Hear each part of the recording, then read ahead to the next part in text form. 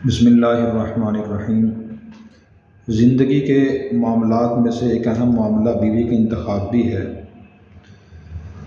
اس بارے میں لوگ افراط اور تفریط کا شکار ہیں۔ بعض لوگ تو ایسے ہیں جو اس بارے میں بہت زیادہ افراط کا شکار ہیں، انہیں کوئی رشتہ ہی پسند نہیں آتا، بے شمار ان کے گھر والے لڑکیاں دیکھتے ہیں، یہ بھی پسند نہیں، یہ بھی پسند نہیں، یہاں یہ خامی ہے، یہاں یہ خامی ہے۔ یہ طریقہ بھی غلط ہے۔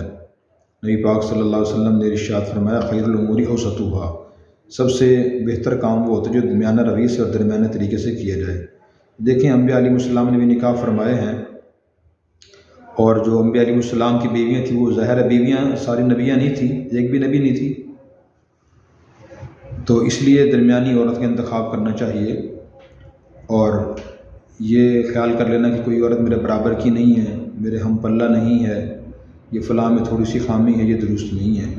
اس لیے کہ انسان کا نکاح ایک دنیا کی عورت سے ہی ہوتا ہے، نبی سے نہیں ہوتا، فرشتے سے نہیں ہوتا۔ اس میں کوئی نہ خامی تو ہوگی، بعض خامیاں قابل برداشت ہوتی ہیں، اور بعض لوگ اس بارے میں تفریط کا شکار ہیں، وہ کچھ دیکھتے ہی نہیں، یا ایسی چیزیں دیکھتے ہیں جو نکاح کی اور بیوی کے اندر بنیادی حیثیت نہیں رکھتی۔ مثلاً بعض لوگ سے دیکھتے ہیں رشتہ داری، ایک آدمی بیٹے کا نکاح اپنی بھتیجی سے کر دیتا ہے، بھانجی سے کر دیتا ہے، اس لیے کہ میری بھانجی ہے، میری بھتیجی ہے۔ تو خاندان میں نکاح کرنا بھی کوئی برا نہیں ہے، لیکن دین ہمیں یہ کہتا ہے کہ کچھ صفات دیکھ کے نکاح کرنا چاہیے، اور اگر صفات دیکھ کے نکاح کیا جائے گا تو وہ نکاح کامیاب ہوگا۔ اب ہم دیکھتے ہیں کہ اللہ اور اللہ کے رسول صلی اللہ علیہ وسلم نے بیوی کے انتخاب کے لیے ہمیں کیا ہدایات دی ہیں۔ اس سے پہلے اللہ اور اللہ کے رسول کی باتوں کی اہمیت جان لیں۔ قرآن کریم میں اللہ نے فرمایا، ومن اصدق من اللہ قیلا، کہ اللہ سے ذرا سچی بات کسی کی نہیں ہو سکتی، اور نبی کریم صلی اللہ علیہ وسلم کے بارے میں فرمایا کہ خیر الہدی ہدی محمد صلی اللہ علیہ وسلم، کہ سب سے بہترین طریقہ اور ہدایت محمد صلی اللہ علیہ وسلم کا طریقہ اور ہدایت ہے۔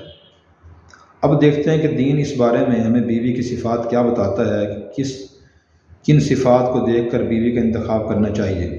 قرآن کریم کی سورۃ النساء کی آیت نمبر 34 ہے، اس میں اللہ تعالیٰ نے ارشاد فرمایا، فالصالحات قانتات، کہ جو اچھی اور صلاحیت والی بیویاں ہوتی ہیں وہ ہوتی ہیں جو فرمانبردار ہوتی ہیں۔ تو سب سے پہلی صفت ہمیں اس آیت نے یہ بتائی کہ بیوی میں یہ صفت دیکھنی چاہیے کہ فرمانبردار بھی ہے یا نہیں، بات ماننے والی ہے یا نہیں، ضدی تو نہیں ہے۔ صالحہ کا معنی نیک ہوتا ہے، صلاحیت والی بھی ہے۔ پہلی صفت فرمانبرداری ہے کہ وہ فرمانبردار ہو، بات ماننے والی ہو، اور دوسری صفت جو ہے وہ ہے نیک ہونا۔ تو نیکی دیکھنا بھی ضروری ہے، اس لیے کہ جو عورت نیک ہوگی، دل میں خوف خدا ہوگا، فکر آخرت ہوگی، تو وہ شریعت کو فالو کرے گی، اور کسی بات پر آئے گی اور مانے گی کہ میں نے اللہ کو جواب دینا ہے، آخرت میں جانا ہے، اور یہ کام گناہ ہے، یہ حرام ہے، وہ گناہوں سے بچے گی، اور پھر ہی وہ شوہر کی اطاعت فرمانبرداری کرے گی۔ نبی کریم صلی اللہ علیہ وسلم نے ایک اور حدیث میں ارشاد فرمایا، الدنیا کلھا متاع وخیر متاع الدنیا المرأۃ الصالحہ، کہ دنیا کی ساری چیزیں انسان کے فائدے کے لیے ہیں، انسان ان سے فائدہ حاصل کرتا ہے، اور دنیا کی سب سے بہترین فائدہ حاصل کرنے کی چیز وہ نیک بیوی ہے۔ یہ صحیح مسلم کی روایت ہے۔ دیکھیں، اس حدیث میں بھی آپ صلی اللہ علیہ وسلم نیک بیوی کو بہترین متاع قرار دے رہے ہیں، تو نیکی دیکھنی چاہیے۔ خدا نخواستہ کوئی مرد ایسا ہے جسے دین سے محبت نہیں ہے، بہت سے لوگ ایسے ہی ہیں، اور بعض لوگوں کو تو معاذ اللہ دین سے نفرت ہوتی ہے، تو تب بھی اللہ اور اللہ کے رسول کی ان تعلیمات کو اہمیت دے کے اپنے لیے نیک بیوی کا انتخاب کریں۔ اس لیے کہ جو نیک بیوی ہوتی ہے تو شوہر کو بھی اس سے فائدہ پہنچتا ہے، اور اس سے اولاد بھی نیک تیار ہوتی ہے۔ اگر بیوی نیک نہ ہو تو اولاد بھی انسان کی نافرمان ہوتی ہے۔ میں اس کے بارے میں صرف 2 مثالیں عرض کرتا ہوں۔ وہ مثالیں قرآن کریم کی سورہ تحریم میں 28ویں پارے میں اللہ تعالیٰ نے بیان فرمائی ہے۔ فرمایا، وَضَرَبَ اللَّهُ مَثَلًا لِلَّذِينَ كَفَرُوا امْرَأَتَ نُوحٍ وامرأة لوط، کافروں کے لیے اللہ نے لوط اور حضرت نوح علیہ السلام بیویوں کی مثال بیان فرمائی ہے۔ حضرت نوح علیہ السلام اللہ کے جلیل القدر پیغمبر تھے، 950 سال انہوں نے تبلیغ کی ہے، سورہ عنکبوت میں بھی ان کا واقعہ ہے اور یہ بات وہیں ذکر ہے۔ لیکن جو بیوی تھی وہ مسلمان نہ ہوئی، اور اس کی وجہ سے جو ان کا بیٹا کنعان تھا وہ مسلمان نہ ہوا۔ جب حضرت نوح علیہ السلام کشتی میں سوار ہو رہے تھے تو بیٹے کو انہوں نے فرمایا یا بنی ارکب معنا ولا تکن مع الکافرین، اے بیٹا ہمارے ساتھ کشتی میں سوار ہو جاؤ، کافروں کے ساتھ نہ رہو۔ ایک روایت میں آتا قریب ان کی والدہ کھڑی تھی جو کافرہ تھی، تو والدہ نے کہا بیٹا سوار نہ ہونا، چنانچہ وہ بیٹا سوار نہ ہوا، اس نے ماں کی بات مانی۔ قرآن کہتا ہے وحال بینہما الموج فکان من المغرقین، نوح علیہ السلام ان کے بیٹے کے درمیان موج حائل ہو گئی اور وہ بیٹا غرق ہو گیا۔ تو اولاد چونکہ ماں سے متاثر ہوتی ہے، ماں سے زیادہ مانوس ہوتی ہے، اگر ماں نیک ہوگی تو اولاد بھی نیک ہی بنے گی، اور اگر ماں نافرمان ہوگی، بری ہوگی، تو کبھی بھی اولاد نیک تیار نہیں ہو سکتی۔ یہ تو ایک منفی مثال تھی۔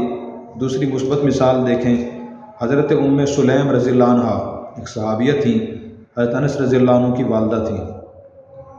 ان کا پہلا نکاح مالک نامی شخص سے ہوا تھا، تو اس سے حضرت انس پیدا ہوئے۔ اس کے بعد یہ پہلے سلیم بھی غیر مسلمہ تھیں، یہ مسلمان ہو گئی۔ انہوں نے بہت کوشش کی کہ شوہر مسلمان ہو جائے، لیکن شوہر مسلمان نہ ہوا اور وہ کفر پر ہی قائم رہا اور ملک شام چلا گیا۔ اب حضرت انس رضی اللہ عنہ میں لٹک گئے، کیونکہ بچہ ماں کی طرف مائل ہوتا ہے، تو یہ اپنی والدہ کی طرف مائل ہوئے اور یہ اپنی والدہ کے ساتھ آ گئے۔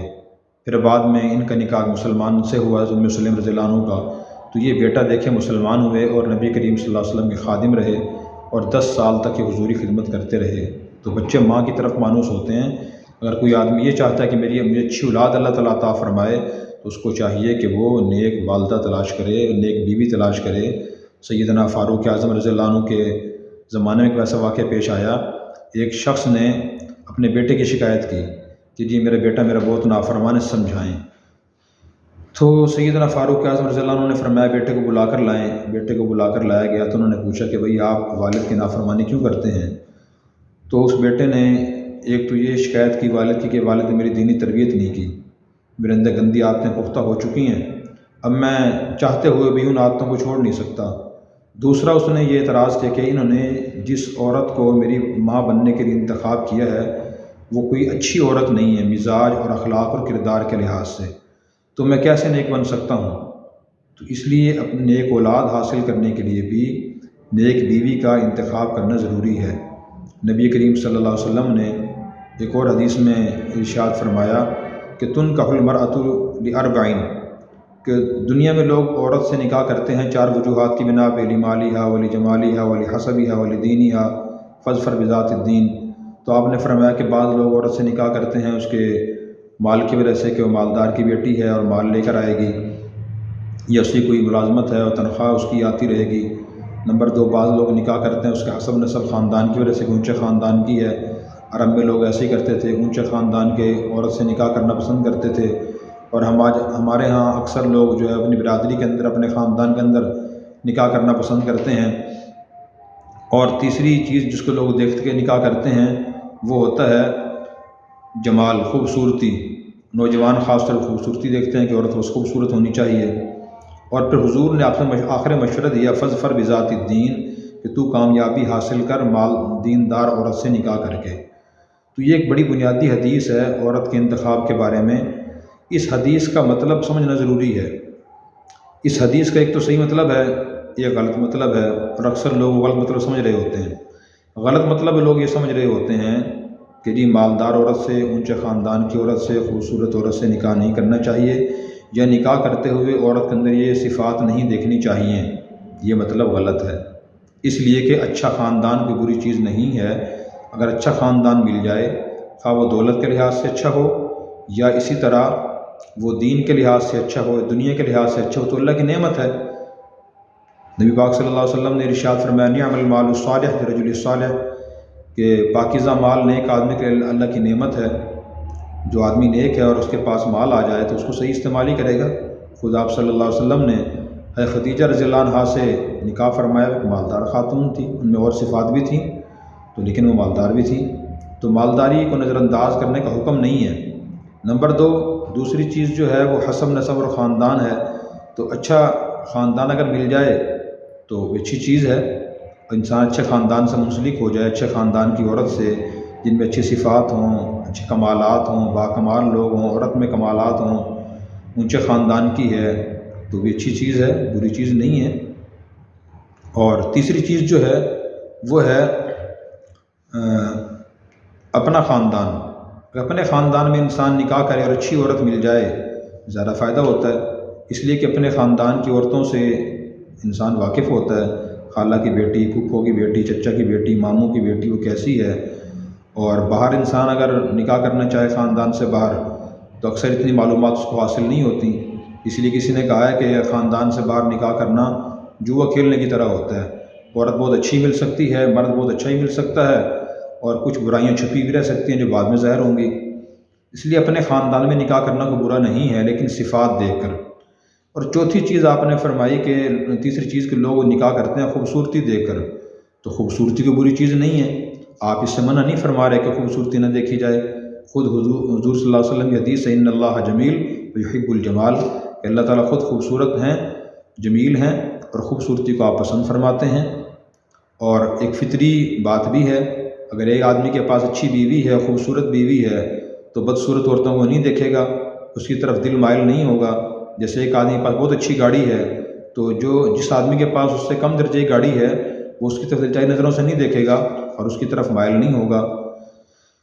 تو لیکن پھر آپ کی حدیث کا مقصد کیا ہے؟ مقصد آپ کا یہ ہے کہ جو آخری مشورہ آپ نے دیا فظفر بذات الدین، کہ دینداری کے ساتھ نکاح کر کے، دیندار عورت سے نکاح کر کے کامیابی حاصل کرو۔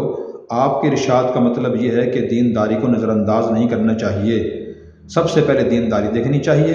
بنیادی چیز یہ ہے، اگر دینداری عورت کے اندر ہے پھر اس میں اور صفات بھی ہوں، مثلاً وہ خوبصورت بھی ہے، اچھے خاندان کی بھی ہے، اور مالدار کی بیٹی بھی ہے، تو پھر تو سونے پہ سہاگا ہے، یہ چیزیں منع نہیں ہیں، لیکن دینداری کو فراموش نہیں کرنا چاہیے۔ دوسری بات ہے کہ اس حدیث میں دینداری سے مراد کیا ہے؟ دینداری سے مراد ہمارے معاشرے میں ہر آدمی دین سے مراد مختلف چیزیں لیتا ہے، یعنی جو آدمی جس نیکی میں مصروف ہے وہ اس نیکی کو دین سمجھتا ہے۔ مثلا ہم مولوی لوگ ہیں اور کوئی آدمی مدرسے مسجد سے منسلک ہے تو وہ چاہتا ہے کہ بیوی حافظہ ہو، قاریہ ہو، عالمہ ہو، بری چیز نہیں، اچھی بات ہے، حافظہ قاریہ عالمہ ہونا عورت کا اچھی بات ہے۔ اسی طرح بعض لوگ جو ہمارے شرعی پردے بہت زیادہ پابند ہیں وہ صرف یہ پردہ دیکھتے ہیں کہ عورت شرعی پردہ کرتی ہے بس کافی ہے، اور بعض لوگ دیکھتے ہیں اس نے حج کیا ہوا ہے، عمرہ کیا ہوا ہے، کسی حافظ قاری عالم مفتی صاحب کی بیٹی ہے، صرف یہ چیز دیکھ لیتے ہیں۔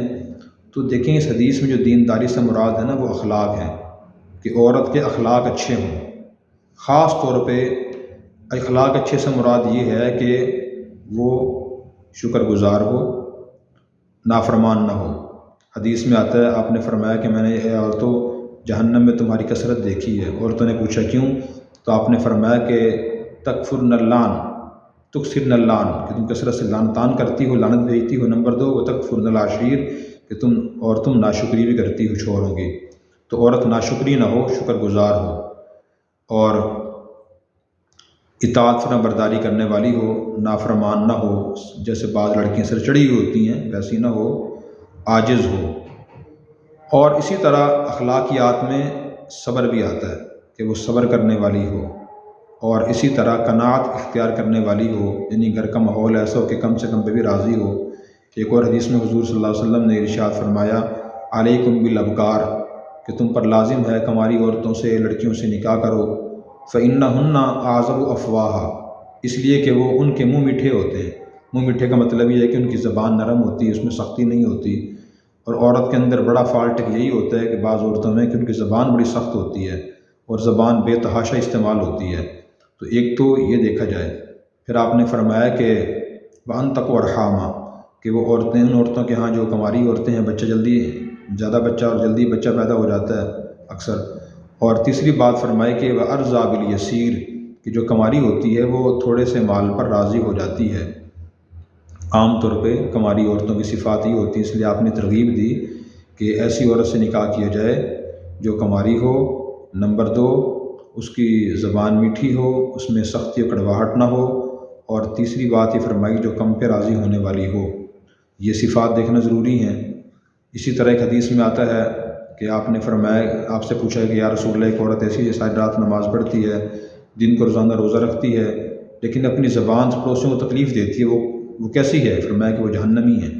پھر پوچھا کہ ایک عورت ایسی ہے جو فرض نماز پڑھتی ہے، فرض روزے رکھتی ہے اور زبان سے پڑوسیوں کو تکلیف نہیں دیتی، تو آپ نے فرمایا کہ وہ جنتی ہے۔ تو اس صفت کو دیکھنا بھی ضروری ہے کہ اس کی زبان محفوظ ہو۔ اسی طرح ایک صفت یہ دیکھنا ضروری ہے، حضور نے فرمایا تزوج الودود الولود، کہ اس عورت شادی کرو الودود جو محبت کرنے والی ہو، نفرت کرنے والی نہ ہو۔ اور یہ کیسے پتہ چلے گا کہ وہ عورت لڑنے والی نہیں ہے، اس کی زبان نرم ہے، محبت کرنے والی ہے، شکر گزار ہے، اور وہ ضروری کی حد تک دیندار ہے، زبان دراز نہیں ہے؟ تو اس کا پتہ چلے گا ایک تو معلومات لے کر اس کے خاندان کے لوگوں سے، نمبر 2 عورت کی ماں کے بارے میں یہ معلومات لے کر۔ عام طور پر جیسے انسان کی اور عورت کی والدہ ہوتی ہے، بیٹی ویسی ہی ہوتی ہے، اس کی ماں کو دیکھا جائے، اس کے بارے میں معلومات لی جائیں، اس کے اخلاق کیسے ہیں، اس کے نظریات کیسے ہیں، اس کے طور طریقہ کیسا ہے، اس کا چال چلن کیسا ہے۔ اسی طرح قرآن کریم میں اللہ نے فرمایا کہ حافظات للغیب بما حفظ اللہ، وہ عورت شوہر کے دم موجودگی اپنی عزت کی حفاظت کرنے والی ہو، اور شوہر کے گھر کی اور اس کی اولاد کی بھی حفاظت کرنے والی ہو، اس میں گھر چلانے کی صلاحیت ہو، اور پاک دامن عورت ہو۔ اگر پاک دامن عورت نہ ہوئی، خدا نخواستہ اس کا کہیں اور تعلق ہوا، پہلے کسی مرد سے رابطہ ہوا، تو اس سے ہی مسائل پیدا ہوتے ہیں۔ یہ کچھ ضروری چیزیں تھیں جو میں نے عرض کی ہیں، اور باقی اگلا مسئلہ ہم یہ بیان کریں گے کہ کیا خوبصورت عورت سے نکاح نہیں کرنا چاہیے، اس کے بارے میں دین کیا کہتا ہے، وہ تفصیل سے ہم آئندہ عرض کریں گے۔ اللہ تعالی ہمیں اپنے تمام معاملات دین کی روشنی میں انجام دینے کی توفیق عطا فرمائے۔